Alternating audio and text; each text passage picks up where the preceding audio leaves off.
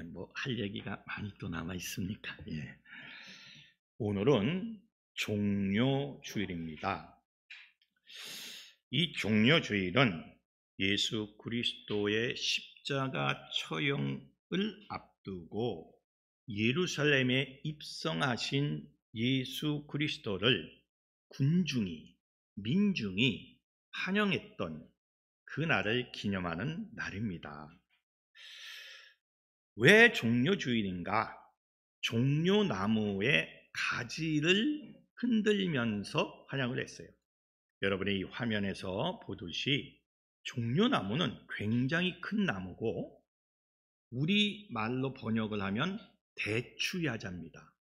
여러분이 중동에서 수입해오는 대추야자가 있어요. 굉장히 맛있고 우리나라 어떤 대추보다도 한 2배는 커요.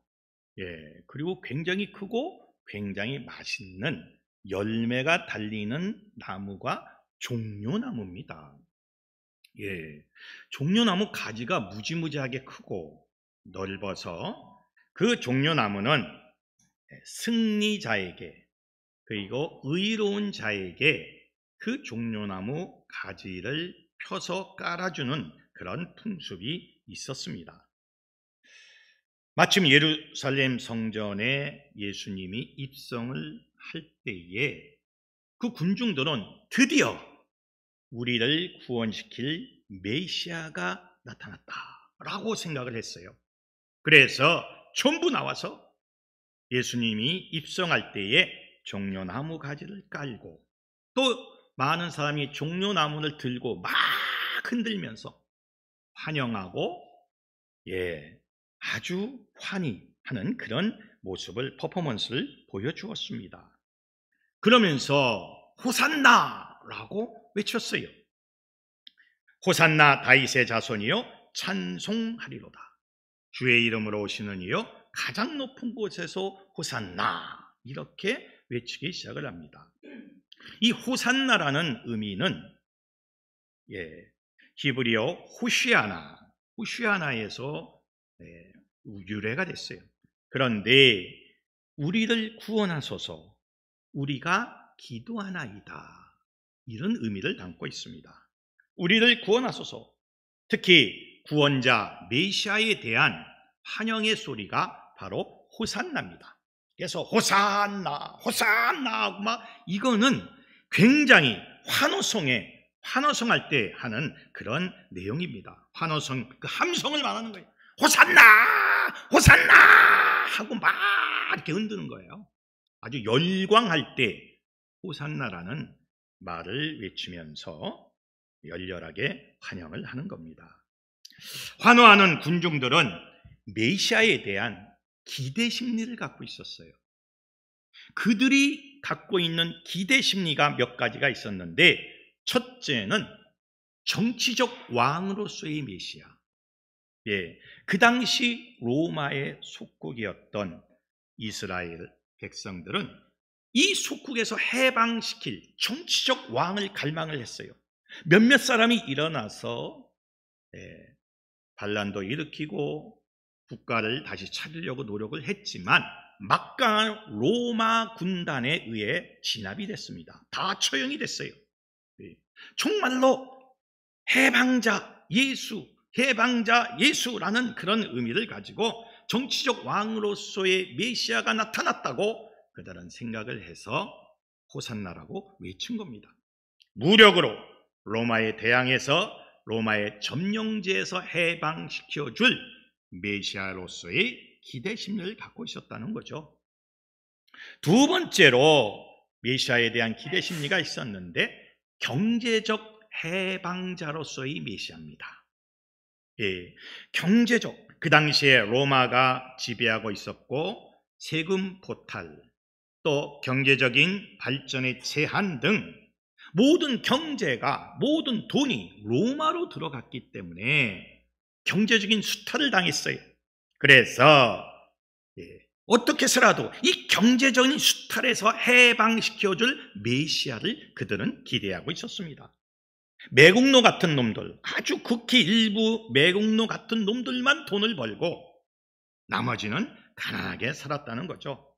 마치 우리나라가 일제시대에 을사오족, 우리나라를 팔아넘긴 을사오족만 부를 취하고 그 나머지는 가난하게 살았던 그런 내용과 아주 비슷한 상황이었어요. 그래서 경제적으로 자기네들을 일으켜 세워줄 메시아를 기대하고 있었습니다. 세 번째는 유일신 종교의 완성자로서의 메시아를 기대하고 있었어요. 모든 나라가 이제 자기네들이 믿는 유일신 종교로 통합되어 이제 하나님의 그 유일신 종교가 세계를 지배하고 유일한 종교가 되게 만들게끔 그 우월한 신관을 가진 이 신본주의 신관을 가진 이 유일신 종교를 세상에서 완성시키고 퍼뜨리고 그리고 이끌어갈 그러한 종교적 지도자로서의 메시아를 그들은 꿈꾸고 있었어요. 정치적 왕으로서의 메시아, 경제적 해방자로서의 메시아, 종교적 지도자로서의 메시아. 네 번째는 새로운 하나님 나라의 도래를 이루어줄 메시아로서의 기대 심리를 갖고 있었어요. 이 땅에 하나님의 나라가 임재해서 이제 옛것은 다 지나가고 새로운 시대가 열려질 것이다. 특별히 SNF를 중심으로 하는 이 신비주의자들은 세상과 단절하고 종교적인 신비주의를 가지고 이 땅에 하나님의 나라가 도래해 올 것을 기대하고 있었습니다. 이 네 가지의 메시아에 대한 기대 심리를 가지고 있었습니다. 그래서 이 네 가지를 이루어줄 오직 유일한 사람으로 예수를 그들은 생각하기 시작을 한 거예요. 그런데 그 예수가 드디어 예루살렘에 입성을 합니다. 그러니까 얼마나 기뻤겠습니까? 환호를 했어요. 호산나! 호산나! 드디어 정치적, 경제적, 종교적 메시아가 우리의 땅에 임재했다. 그들은 환호하고 노래하기 시작을 했습니다. 그런데 이 기대 심리가 무너지기 시작을 합니다. 진짜 예수는 어떤 모습으로 오시는가? 진짜 메시아는 어떤 모습으로 오시는가 하는 그 많은 예언자의 예언을 그들은 망각하고 있었어요.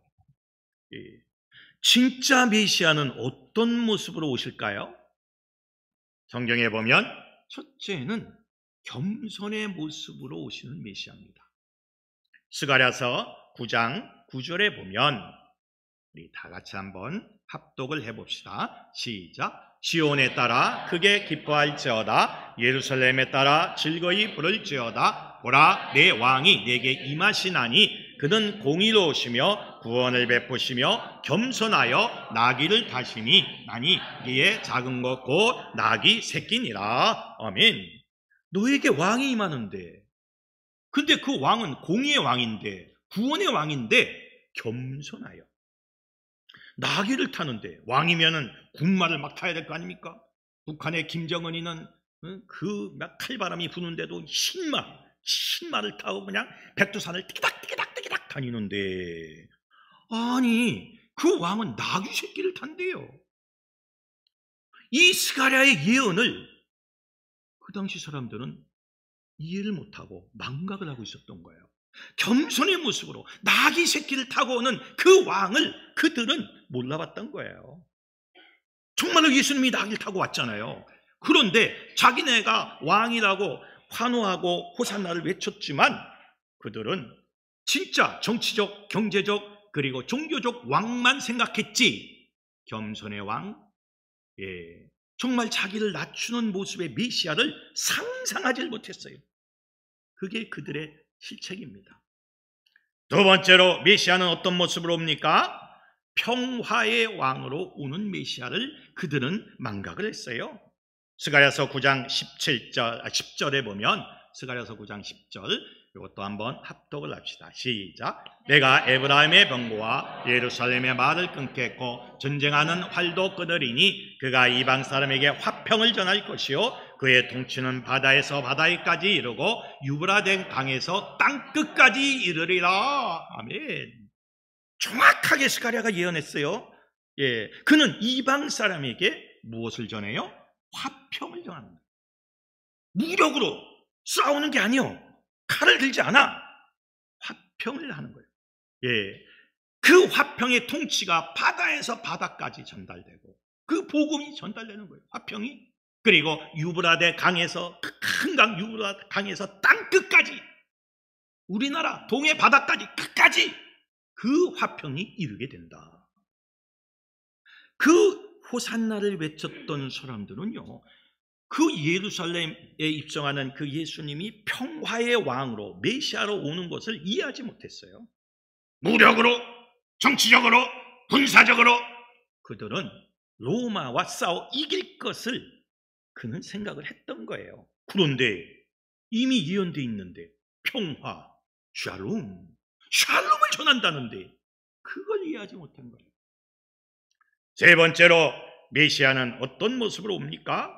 예, 외형적으로 보잘것없는 모습으로 오는 메시아인 것을 그들은 망각을 했어요. 이사야서 53장 2절에 보면 우리 다 같이 한번 읽어봅시다. 시작. 그는 주 앞에서 자라나기를 연한 순 같고 마른 땅에서 나온 뿌리 같아서 고운 모양도 없고 풍채도 없은즉 우리가 보기에 흠모할 만한 아름다운 것이 없도다. 아멘. 이사야는요, 정확하게 그 메시아, 그 예수 그리스도의 모습을 이미 보고 예수님이 탄생하기 700년 전에 이미 봤어요. 이사야는 무시무시한 예언자입니다.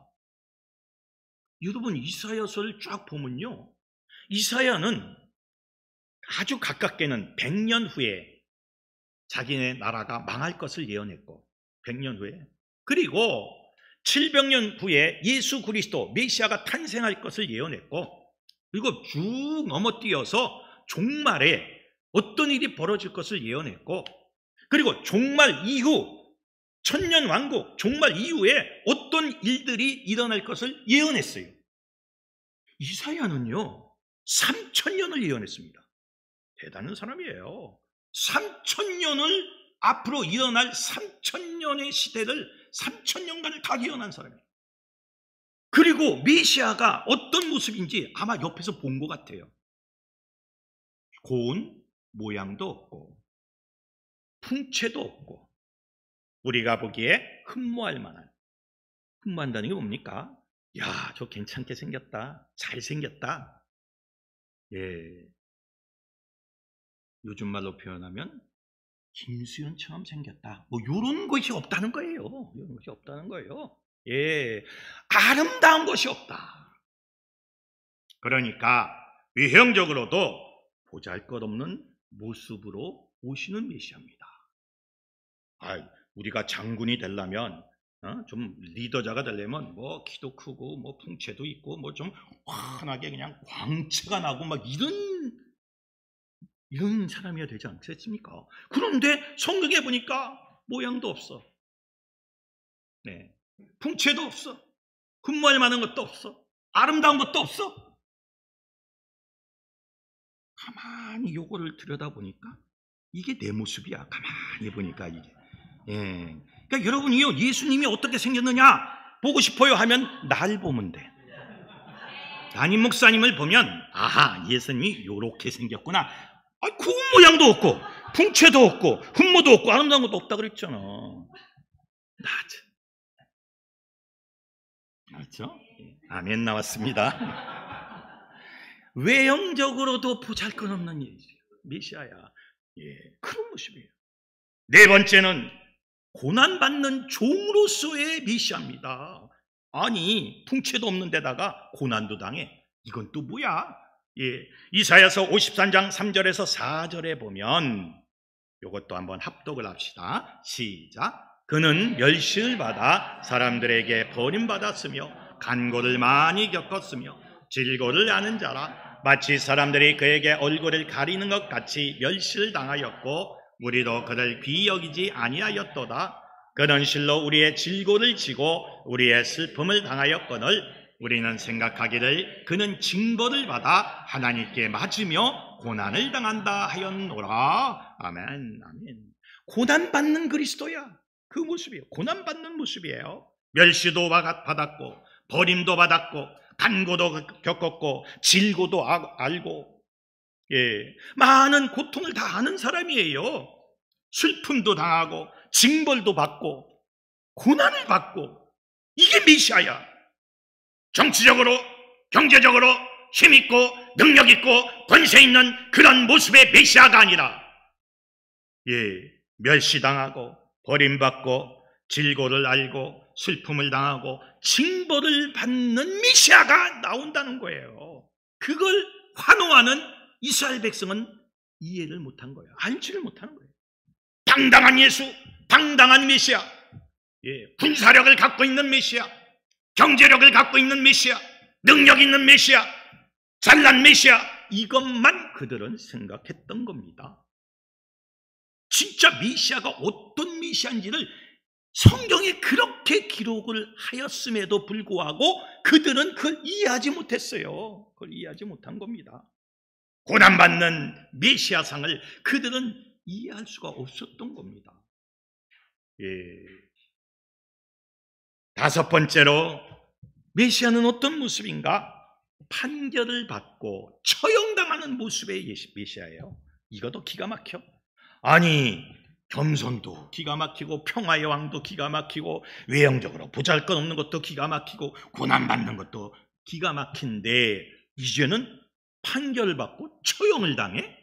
와우, 이런 메시아가 어디 있어? 그들은 이해할 수가 없었던 거예요.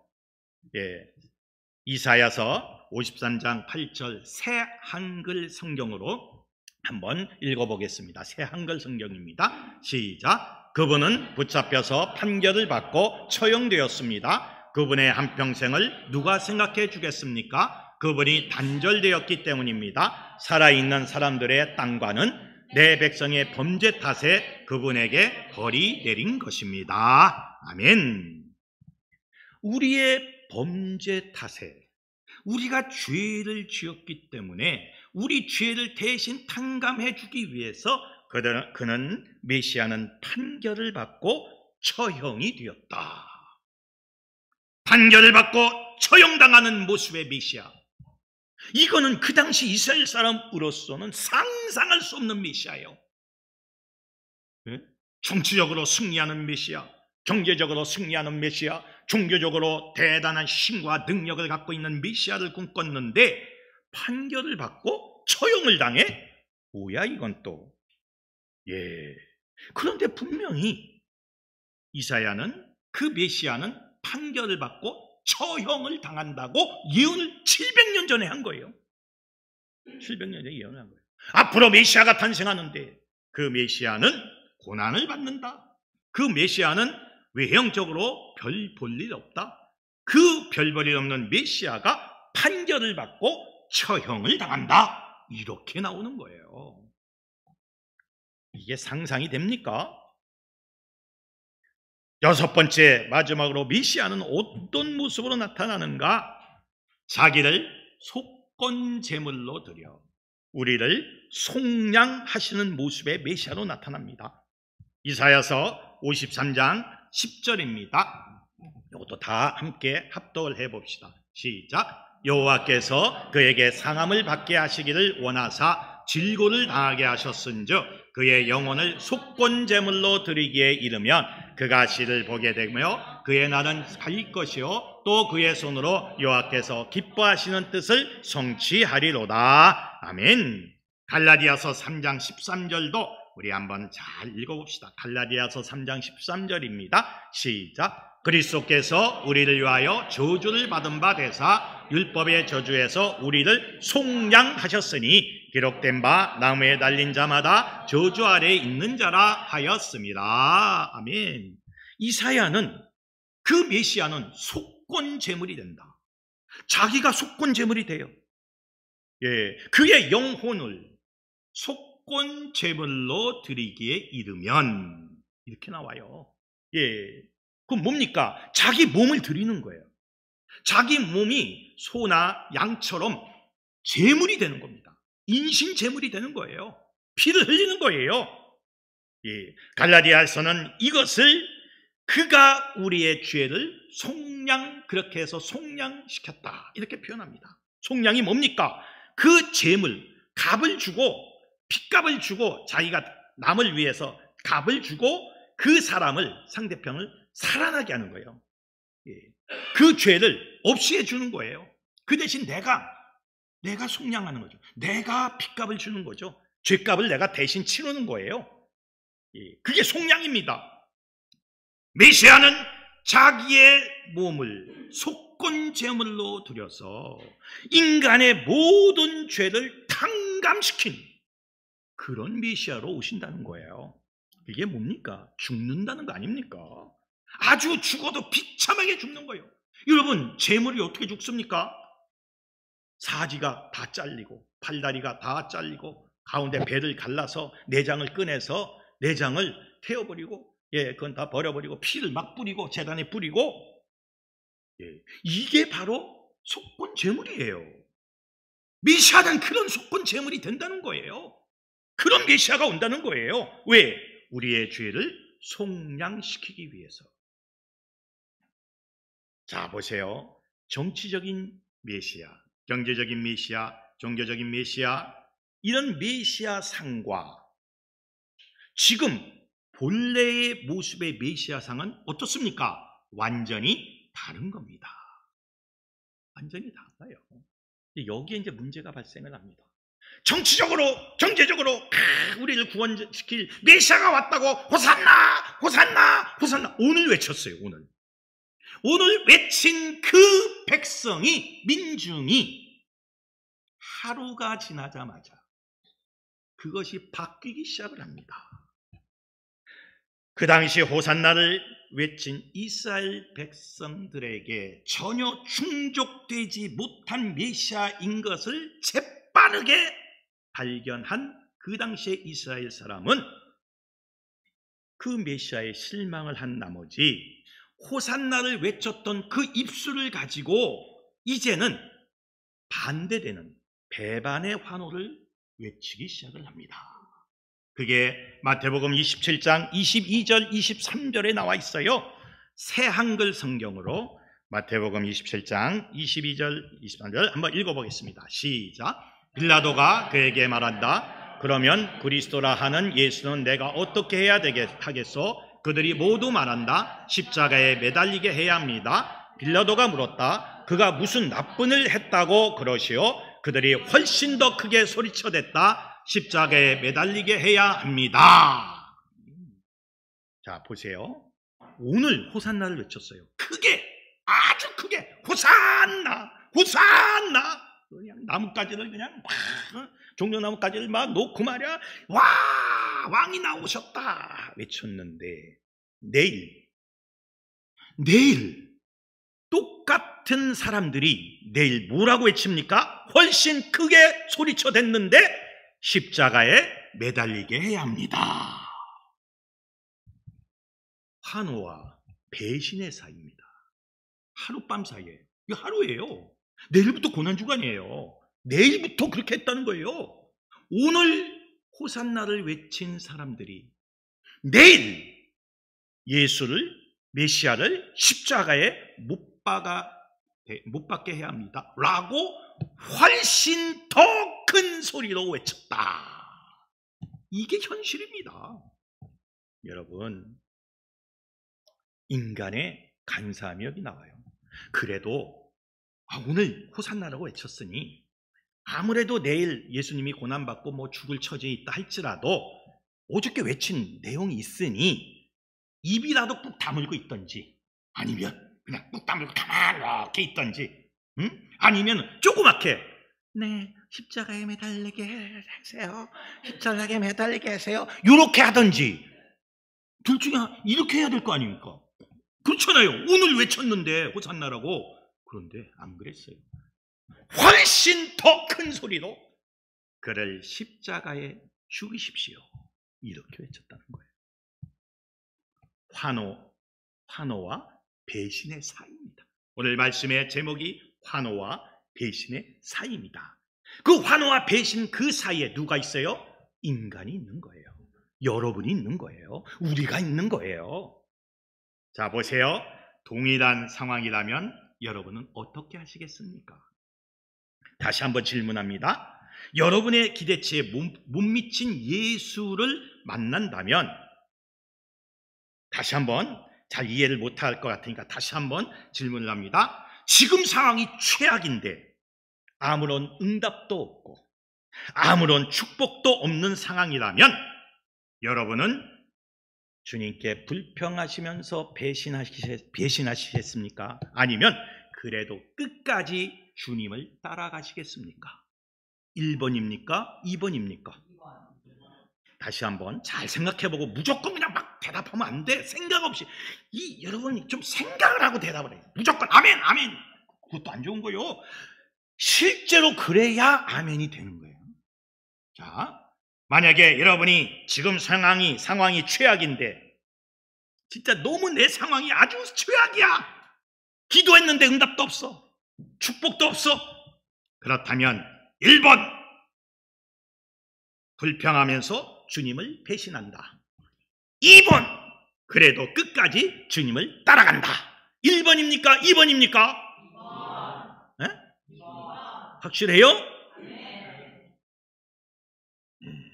그런데 교회에 와서는 2번이라고 말을 해.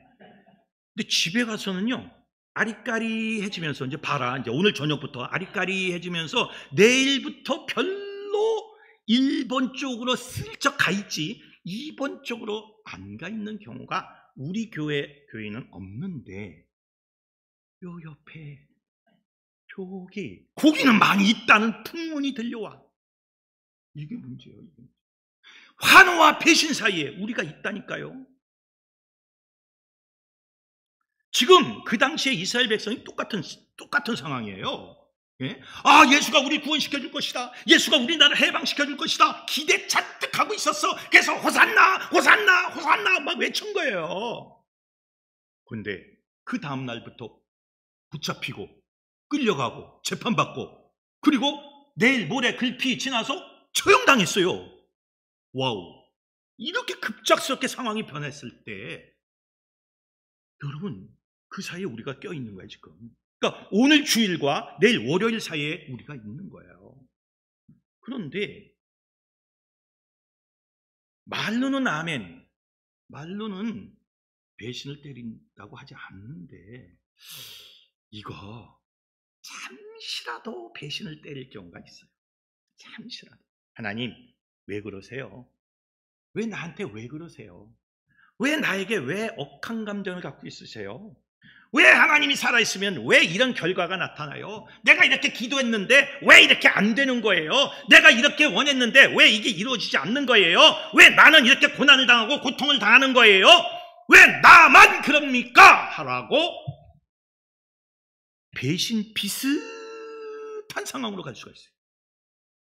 잘 생각해 보세요. 한 번 더 질문합니다. 한 번 더. 잘 생각해서 내가 배신을 정말 안 때릴 것 같으면은 안 때릴 것 같은 걸로 조금 불평도 할 것 같고 조금 이상하다 그러면 그대로 가세요. 솔직하게. 다시 한번 질문합니다. 여러분은 상황이 최악인데 아무런 응답도 없고 축복도 없는 상황이라면 여러분은 1번 불평하면서 주님을 배신한다. 2번 끝까지 그래도 주님을 따라가고 섬긴다. 1번입니까? 2번입니까? 2번 맞습니까? 네. 여러분, 우리는 2번에 속해 있어야 돼요. 환호와 배신 사이에 우리가 서 있다는 거 꼭 기억하십시오. 매일매일 우리는 환호와 배신 사이에 끼어 있어요. 까딱 잘못하다간 배신이고 까딱 잘못하다간 또 환호로 갔다 왔다리 하는 거예요. 자, 내일부터 이제 고난주간입니다. 나눠드린 유인물을 보시기 바랍니다. 예전에도 한번 나눠드린 적이 있는데, 자, 나눠드린 이 유인물을 보면 비아 돌로로사, 예, 슬픔의 길이라는 뜻으로 빌라도의 법정에서 골고다 언덕에 이르기까지 십자가 순환의 길을 말합니다. 그래서 예수님이 십자가를 지고 그 빌라도 법정에서 골고다까지, 해골이라고 불려진, 이 골고다는 해골이란 뜻이에요. 거기에 이렇게 이제 십자가에 처형을 당했죠. 그 골고다를 영어로 뭐라 그래요? 갈보리라 그래요. 골고다가 갈보리입니다. 그래서 갈보리 교회는 무슨 교회예요? 해골교회란 뜻이에요. 아주 무서운 교회입니다. 그러니까 처형당하는 교회예요. 그러니까 갈보리란 말 함부로 쓰면 안 되는데, 갈보리 꽤 되게 많어. 근데 그게 바로 해골이란 뜻이에요. 그런데 자, 그 장소가 1번부터 쭉쭉쭉쭉 나와 있어요. 그래서 넘겨보면 제1지점, 예수님이 재판을 받으시던 빌라도의 법정, 그렇죠? 그리고 제2지점, 가시관을 씌우고 공포를 입어 희롱하던 곳, 앞에 나와 있어요. 제3지점, 십자가를 지고 가다 처음 쓰러진 곳. 제4지점, 슬퍼하는 성모 마리아를 만난 곳. 제5지점, 구레네 사람 시몬이 십자가를 대신 진 곳. 제6지점, 성 베로니카 여인이 물수건으로 예수님의 얼굴을 닦아주었던 곳. 제7지점, 예수님이 두 번째로 쓰러지신 곳. 제8지점, 예루살렘의 딸들아 나를 위하여 울지 말고 너희와 너희 자녀를 위하여 울라 했던 그런 곳. 그 다음 장입니다. 제9지점, 예수님이 세 번째로 쓰러지신 곳. 10지점, 예수님의 옷을 벗기신 곳. 11지점, 예수님을 십자가에 못 박은 곳. 12지점, 예수님이 십자가 위에서 운명하신 곳. 13지점, 아리마대 요셉이 예수님의 시신을 내린 곳. 14지점, 그가 자기의 무덤에 예수님을 장사 지낸 곳. 그런 곳입니다. 그래서 이제 5페이지에 보면 1지점부터 여러분이 이제 한 주간 동안 묵상을 하면서 기도하십시오. 1지점, 십자가의 길을 묵상합니다. 그 화면을 좀 넘겨주세요. 1지점입니다. 십자가의 길을 묵상합니다. 그리고 이 십자가의 길 묵상하는 내용을 여러분이 잘 읽고 기도하시기 바랍니다. 묵상하십시오. 그리고 제2지점, 예수님의 사형 선고 받으심을 묵상합니다. 그래서 이걸 잘 읽고 여러분 기도하십시오. 제3지점, 예수님께 십자가 지심을 묵상합니다. 그 내용들이 쭉 나와 있어요. 제4지점, 예수님께서 첫 번째 넘어지심을 묵상합니다. 제5지점, 시몬이 예수님을 도와 십자가 지심을 묵상합니다. 제6지점, 베로니카 예수님의 얼굴을 씻어드림을 묵상합니다. 7지점, 예수 두 번째 넘어지심을 묵상합니다. 8지점, 예수 예루살렘 여인들을 위로하심을 묵상합니다. 9지점, 예수 세 번째 넘어지심을 묵상합니다. 10지점, 예수 옷 벗기우심을 묵상합니다. 11지점, 예수 십자가에 못 박히심을 묵상합니다. 12지점, 예수 숨을 거두심을 묵상합니다. 13지점, 예수님의 시신이 내려워지심을 묵상합니다. 침묵의 사람은 데려와야 합니다. 아래로. 14지점, 예수 무덤에 묻히심을 묵상합니다.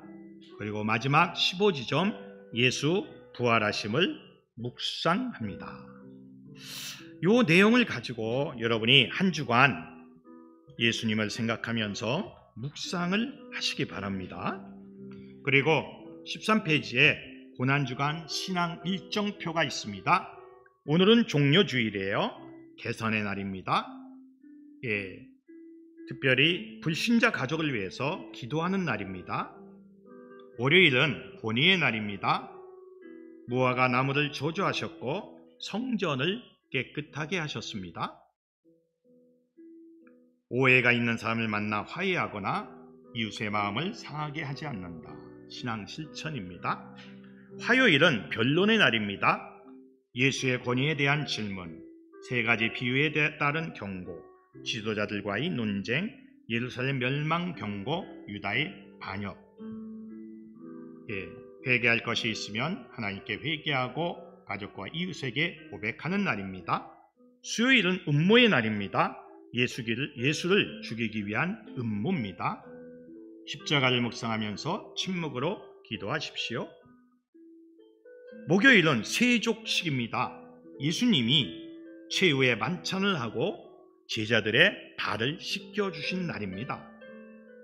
갈등을 느끼는 사람을 만나 구체적으로 사랑을 나누고 발을 씻겨주는 세족식이 있습니다. 성금요일은 이제 배반당하고 잡히신 고난의 날입니다. 신문을 받고 그리고 십자가에서 죽으신 날입니다. 토요일은 비의 날입니다. 예수님이 무덤에 이제 머물러 있는 그런 날입니다. 그리고 마침내 다음 주일은 부활주일입니다. 예수 그리스도가 부활하신 날입니다. 이 한 주간의 일정표입니다. 여러분이 일정표를 보고 한 주간을 기도하면서 보내셔야 돼요. 그리고 맨 마지막 14페이지에 예수님의 마지막 말씀들을 묵상하며 하는 기도가 있어요. 첫째, 원수를 위한 간구의 말씀이 있습니다. 아버지여, 저희를 사하여 주옵소서. 자기가 자기의 하는 것을 알지 못함이니이다.